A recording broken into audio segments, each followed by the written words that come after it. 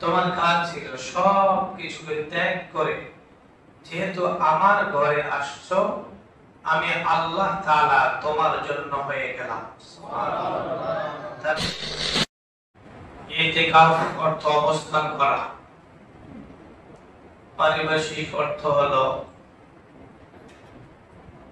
বেশি রমজান সূর্যাস্তের আগে মসজিদে গমন করা এবং শাওয়ালের চাঁদ দেখার পরে মসজিদ থেকে বের হওয়া।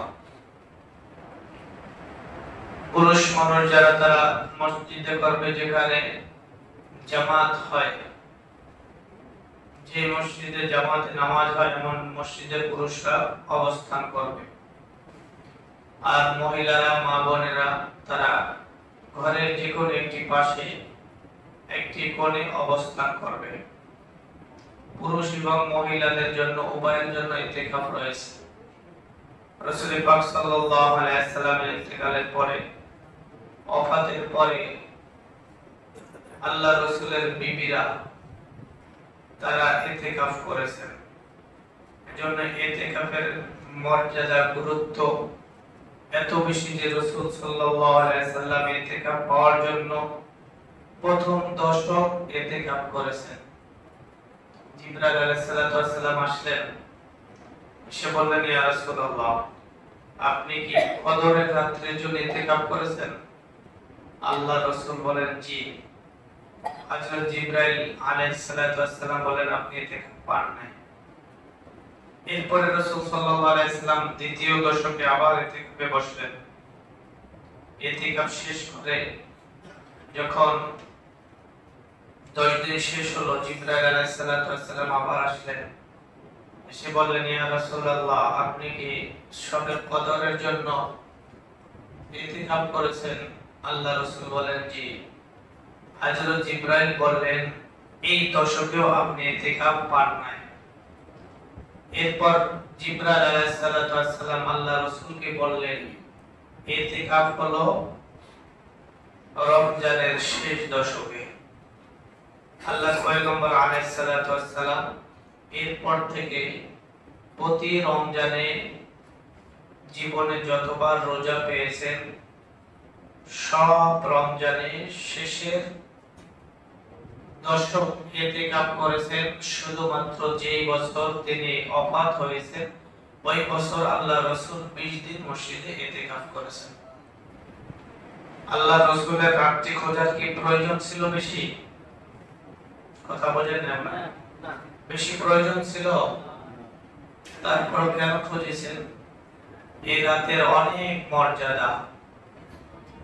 বনি ইসরাইলের এক ব্যক্তি ছিলেন,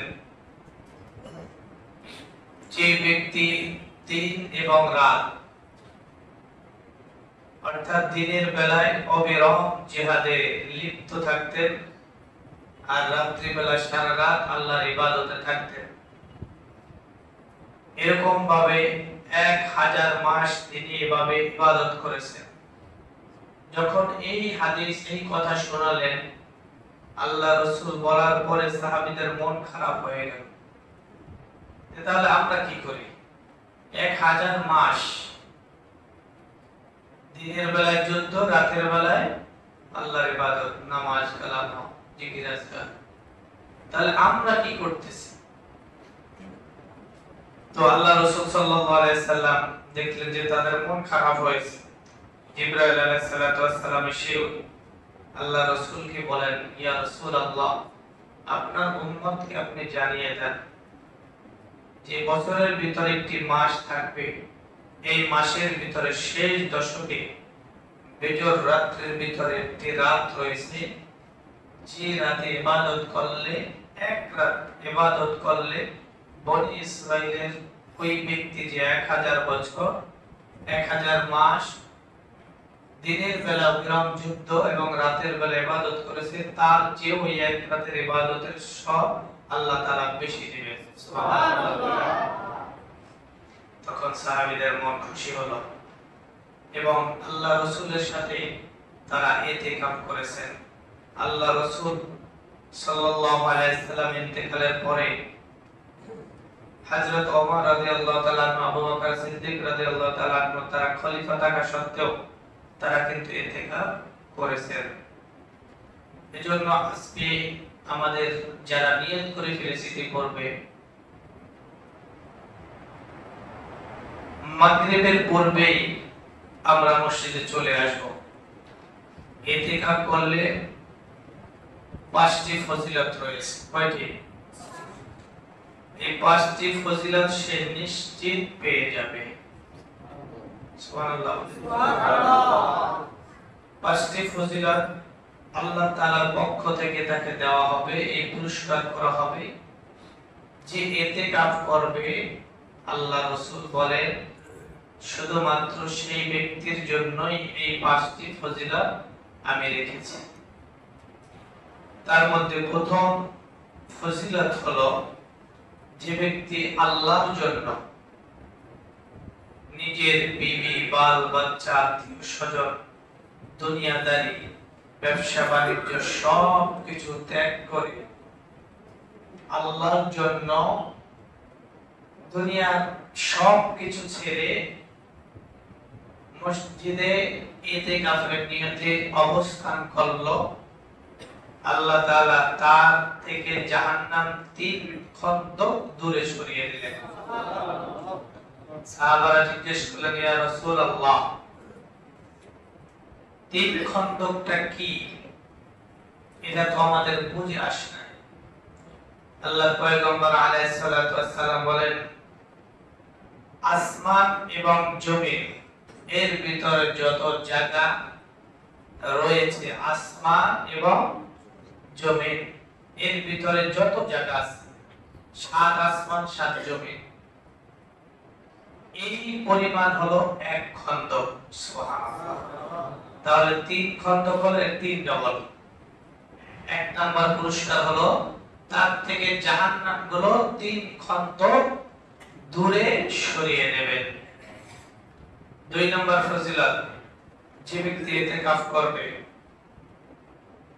তার জন্য 2টি কবুলিয়াত হজ এবং 2টি উমরা অথবা 1টি উমরা, যেগুলো কবুল হয়েছে, মাবরুর, হজ্জে মাবরুর, উমরায়ে মাবরুর, যেগুলো আল্লাহ তাআলা কবুল করেছেন, এবং 2টি 2টি হজ, 2টি উমরা সব তার আমলনামায় লিপিবদ্ধ করে দিবেন।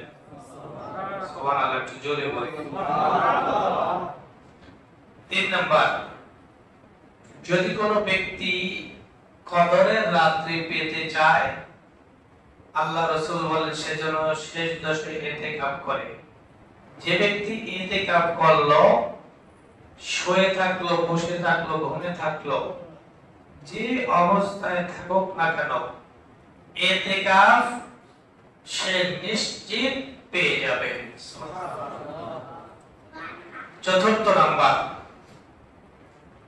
যারা ইতিকাফ অবস্থান করবে, মনে করেন একটা জানাজা শরীক হলাম আমরা, উনি যেতে পারলেন না, যারা ইতিকাফে বসলেন তারা যেতে পারলো না, বিভিন্ন অনুষ্ঠানে গিয়ে আমরা ভালো কথা শুনে সবের অধিকারী হলাম, সব অর্জন করলাম, এগুলো থেকে সে বঞ্চিত হলো।